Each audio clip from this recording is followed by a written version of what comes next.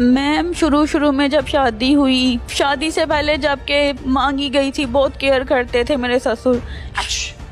मेरे ससुर बहुत ख्याल करते होते थे। सोई होती थी ना छत पे, अभी सुबह 6 बजे सूरज सर पे होता है। अगर 6 बजे मैंने नहीं उठना ना, तो ससुर ने छत पे आना है, तार पे खेस टांगना है कि धूप आ रही है। इस हद तक मोहब्बत करता था, जिताता था कि मुझे बहुत अच्छी लगती है, मेरी जान से प्यारी है। तो ये तो अच्छी बात है ना। अच्छी बात थी ना पहले जब एंगेजमेंट हुई थी तब। जिस दिन मेरी शादी हो गई, मैं शादी से पहले जॉब करती थी फैक्ट्री में एज अ सुपरवाइजर। ठीक है। तो पहले तो कहते कि हमें कोई मसला नहीं है, फैक्ट्री में जॉब करने वाला बंदा बदनाम नहीं होता, लोग करते हैं। पहले तो बहुत कहता होता था कि नहीं ऐसा कुछ भी नहीं है, मेरे लिए ऐसे जैसे दूध पाक हो। बहुत इज्जत करता था, तारीफ करता रहता था। जब शादी हुई, शादी का भी तीसरा दिन था, सुबह मैं सो रही थी तो 6 बजे झाड़ू लगाना शुरू हो गया। 5 बजे का टाइम है रूम में। शादी का तीसरा दिन था? तीसरा दिन था। अच्छा। सोई हुई थी तो जब मैं उठी शोर सुन के, तो मैंने बोला कि बुजी क्या बात है। तो कहते जब फैक्ट्री जाती थी जब तो 4-4 बजे उठती थी, और अब घर है टाइम से सो जाती है। सुबह काम पे नहीं, घर के काम नहीं करने होते, तुम्हारे लिए तुम्हारे बाप ने तुम्हारे साथ मुलाजिम भेजी है। उठ के बर्तन वॉश थे। रात को मेरी आदत है, आज भी आप किसी से भी पूछ सकते हैं, घर में रात को सोते वक्त कभी बर्तन धोने वाला नहीं रखा। तो बेवजह किचन में बर्तन खिला के फेंकने। जी मैंने गाय का दूध चुना है और जो बर्तन है वो वॉश करने वाले पड़े हुए हैं। फिर आहिस्ता आहिस्ता अपनी रूटीन पे आ गया। फिर एक दिन ना उसने ना अजीम को कहा कि ये लड़की ऐसे है, ये वैसे है। वो पहले भी शादीशुदा था और उसको भी जब 3 माह हुए प्रेगनेंसी को, उसको भी निकाल दिया। और इसी तरह इन्होंने मेरे साथ किया। बोलते थे कि वो अच्छी औरत नहीं है, वो बहुत गंदी है, बदचलन है। मेरी बेगम को टीबी था और उसके बर्तन ऐसे अलग किए जैसे कि इंसान को कैंसर हो। आपके साथ बेटा क्या किया, आप अपनी बताएं। मेरे साथ यही कि जब थोड़े दिन गुजरे बुरा सलूक करने लग गए। बेटे को पहली की तरफ मतवज्जा करता था कि उसकी तरफ हो जाओ और इसको छोड़ दो। बेटे ने कहा ठीक है। उसके घर जब बेटा हुआ तो बाप ने बेटे को उधर भिजवा दिया और पीछे से उसने मेरे साथ बदतमीजी की। घर अकेली थी, सास फोत हो गई हैं, एक नंद है जिसकी शादी हुई है, छांगा मांगा रहती है, और पीछे से इसने मेरे साथ ना गलत हरकत की है। किसने? मेरे ससुर ने। ससुर ने? अब्बू जी कह रही हो? अब्बू जी कहती हूँ। उसने मेरे साथ बदतमीजी की है। मुझे नहीं पता था बाहर दरवाजे बंद हैं। पहले गया बाहर दरवाजे बंद करके आया, जो कि दूसरे वाले थे सिर्फ रूम के, सिर्फ वो ही ओपन थे। तो मुझे कहता मेरे पास बैठो। तो मैं अब्बू जी समझ के जितना आपका डिस्टेंस है इतने डिस्टेंस पे बैठ गई। तो कहती इधर आओ मेरे पास बैठो, मैंने तुम्हारे से ना अजीम के हवाले बात करनी है। मैं उनके पास बेड पे बैठ गई। तो उसके बाद ना उन्होंने ना मुझे गलत टॉर्चर किया। मैं उठ के बाहर चली गई। अब बच्ची तो नहीं हूँ, समझ आती है कौन किस लहजे से किस अंदाज से बात कर रहा है। तो फिर इसने ना मेरे साथ पीछे किचन में आके, मैं नाश्ता बनाने लगी हूँ, तो फिर उसने मेरे साथ बदतमीजी की। तो किचन में ना नमक मिर्च वाला डंडा था, मैंने वो ही पकड़ के ना आगे से इशारा किया, ऊंची बोलने लग गई। तो मुझे कहते अगर जो बात तुम में और मुझ में है, घर में हम दोनों हैं, कोई तीसरा तो नहीं है। मैंने कहा नहीं। कहता जो बात तुम में और मुझ में है वो तीसरे को या तुम बताओगी या मैं बताऊंगा, फिर पता चलनी है। अगर हम कॉम्प्रोमाइज़ करें, दोनों ही किसी से बात ना करें, तो किसी को क्या पता घर में क्या हो रहा है क्या नहीं हो रहा। मैं तुम्हारे नाम ये घर लगाऊंगा, जितना सोना कहोगी मैं तुम्हें डाल लूँगा, तो तुम मुझे खुश रखा करो। उसने मेरे साथ ये बात की।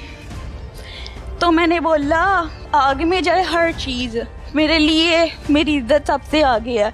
मैंने छोड़े सारा कुछ, तो जाने लगी। तो कहता हम सही औरत की बेटियां दो हम तलाक याफ्ता हैं, और माँ को ना बेटियों के गम से अपाहिज जो हुआ है, फालिज हो गया, माँ से उठा नहीं जाता। तो कहता है उसकी माँ का हाल देख रही हो, ऐसे ही तुम्हारी माँ का हाल हो जाएगा तुम्हारा गम सुन के कि बेटी को तलाक होगी। कहता है मैं जो चाहूँ ना अपने बेटे से करवा सकता हूँ, मैं अभी चाहूँ ना अभी के तुम्हें घर से धक्के मार के निकाले तो निकाल देगा। उसने वो करना है जो मैंने उसको कहना है। मैंने कहा अगर मेरी माँ को हो गया ना फालिज तो कोई बात नहीं। बोला कि लंबी आप लोगों की लड़ाई बहस हुई होगी ना, फिर आपने इस बात के बारे में अपने शौहर को बताया? जी बताया। उसने कहा तुम्हें तो अच्छा ही नहीं लगता, बकवास करते हो, तुम दफा हो जाओ आज के बाद मेरे साथ इस लैब बारे में बात ना करना। अपने वालिदैन को बताया? अपने वालिदैन को बताया। मेरे वालिदैन हो गए थे एग्री मेरी डिवोर्स के लिए। फिर डिवोर्स ली? नहीं ली, डिवोर्स नहीं ली। उससे पहले उसने उसके कान भरे, उसने मुझे धक्के धुक्के दे के घर से बाहर निकाल दिया। अभी 3 माह हुए थे शादी को जब उसने मुझे घर से बाहर निकाल दिया बेवजह। जी अम्मी के घर क्यों गई थी? अच्छा, फिर आगे बेटा? उसके बाद फिर मैंने 3 माह की मुझे प्रेगनेंसी थी, मैंने इनका वेट किया, अब आते हैं, नहीं आए। मैंने एक दिन इनको देखा, ये लोग ट्रक लेके आए, मेरा सामान जहेज लोड कर रहे थे। मैंने 15 पे कॉल की, इनको बोला कि मेरा सामान लेके जा रहे हैं, किसी ने कुछ नहीं किया। 2 दफ़ा पुलिस आई है, पुलिस ने गाड़ी भगा देती थी, वो जो लोडर ट्रक होता था कि जाओ ले जाओ इसको, सामान ही लोड करना। तो जब वो जाती थी फिर दूसरी गाड़ी आ जाती थी और ऐसे करके ना वो लोग सामान मेरा लोड करके ले गए। मेरे घर बेटी हुई, मेरी बेटी जब पैदा हुई इनको बताया, इन्होंने कहा हमारी है ही नहीं। बेटी कहाँ पैदा हुई?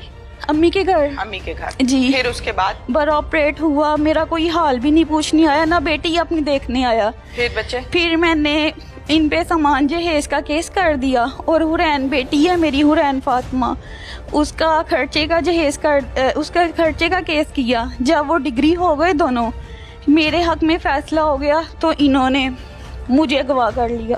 अगवा कर लिया मेरे ससुर ने।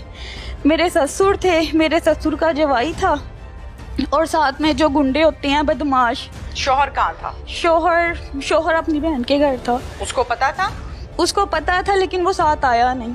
ठीक है, अगवा कहाँ से किया? मैं घर पे सो रही थी, सुबह 4 बजे का टाइम था, अपने रूम में अपनी बेटी के साथ, और आए हैं इन्होंने मेरे भाई को मारा, अब्बू को बहुत ज़्यादा मारा, अम्मी के मुंह पे थप्पड़ लगाए, सोटे मारे। इवन के अब्बू एक बाजू से काम नहीं कर सकते और अब्बू के सर पे 6 स्टिच लगे हैं, टांके जिनको कहते हैं ना। उस दौरान जो मारपीट हुई अम्मी एक आंख से नाबीना हो गई थी, वो उनका ट्रीटमेंट वगैरह करवाया। फिर आपको ले गए वहाँ से ले गए मुझे। कहाँ लेकर गए? मुझे यहाँ से साहिवाल कालू बदमाश का घर था, वो उधर उन्होंने मुझे चोरी रखा। कालू कौन है? ये डकैत है। अच्छा। इस टाइम वो है जेल में। तो उनके घर पे रखा, फिर मेरा इन्होंने कहीं और पे रखा कि ना मेरे घर में तो मैं तो पहले ही बहुत बदनाम हूँ, बदमाश बंदा हूँ, आए दिन मेरे घर पुलिस आई होती है, इसको कहीं और छुपाएं। कालू ने कहा जो इश्तिहारी है। ठीक है।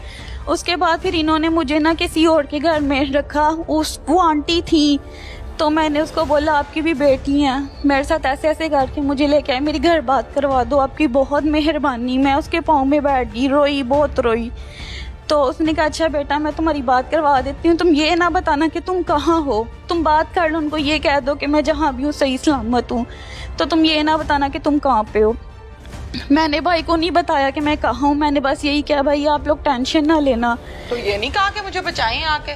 नहीं, क्योंकि मुझे वो कहते थे अगर तुमने किसी को बताया या के कुछ हरकत की ना तो तुम्हारे भाई के टोटे टोटे करके नहर में फेंक देंगे, किसी को उसकी लाश भी नहीं मिलेगी। कुल कितने लोग थे? मैम ये लोग जो मुझे घर पे लेने आए थे वो लोग तो थे, एक गाड़ी थी और एक 125 थी, उस पे 2 सवार थे और गाड़ी में 6 अफराद थे, यानी टोटल 8 लोग थे। 8 लोग थे। जब आपको दूसरे घर में रखा जिनसे फोन लेके आपने वो लोग मेरे पास, उसके बाद अजीम भी आ गए थे। जब इन्होंने मुझे, आपके शौहर? जी। अच्छा। जब इन्होंने अगवा कर लिया उसको फोन किया कि हम उसको लें, अब तुम भी आ जाओ, फिर वो भी आ गया। फिर उसने आके तहफ़्फ़ुज़ नहीं दिया? नहीं। बचाया नहीं? क्या कहा?